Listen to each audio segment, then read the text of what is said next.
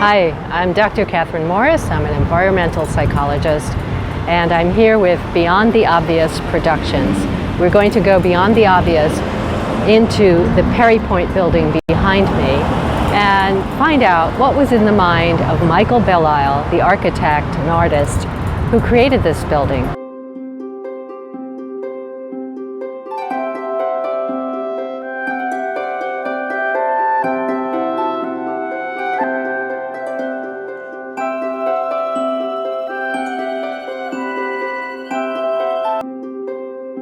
Point that a lot of times you have to be very open and flexible. Your initial vision a lot of times may change, and you have to be adaptive and open to those changes as you're going through the design process.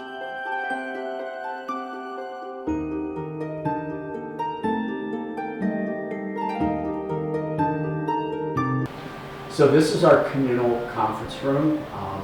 It's shared by all the tenants on this floor. The intent was to create a very comfortable and relaxed conference room, given that some intense negotiations can transpire here. Basically, we're talking about negotiations over the design of a building or a house or a real estate transaction or a financial transaction, and many times it's involving a lot of capital. So the desire was to create a fun, very relaxed space for these discussions to transpire. If you look at the art, you look at the bungee cord chairs, the natural light, it really helps people to relax more.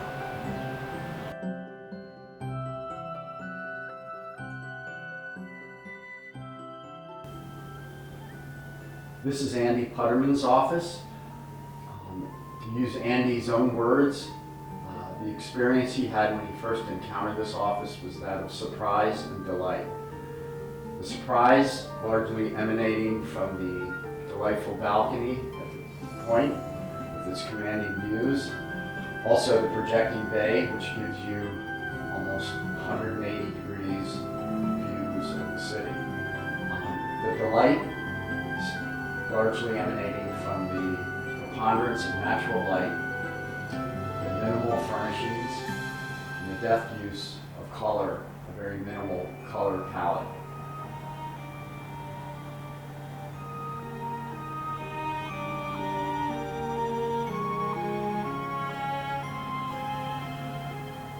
This is Rob Lang's office.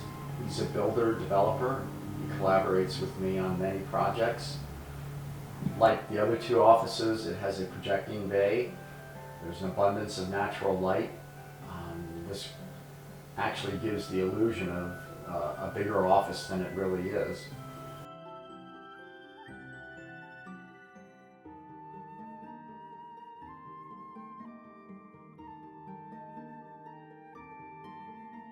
I am an architect, and this is my office.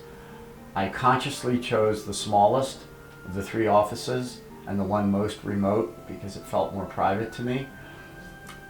Again, the twin concepts of surprise and delight are evidenced by the abundance of natural light, which really helps to offset the relatively small size of the office. It feels very light and airy. I feel kind of like I'm in a tree fort overlooking the city of Bethesda. I would say the two prevailing light motifs of this office are that of it being cerebral and being fun and playful. The cerebral side is evidenced by the various diplomas and memberships of organizations that I belong to, which quite frankly is to impress the client. The more fun side is evidenced by the models, the various drawings, and the collection of characters and shamans I have here, which help me really add a bit of levity to the workday.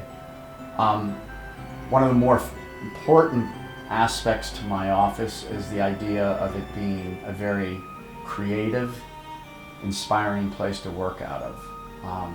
This is largely accomplished by the abundance of natural light, and if you can focus on all of my various tools, pens, pencils, markers that I use to create my designs.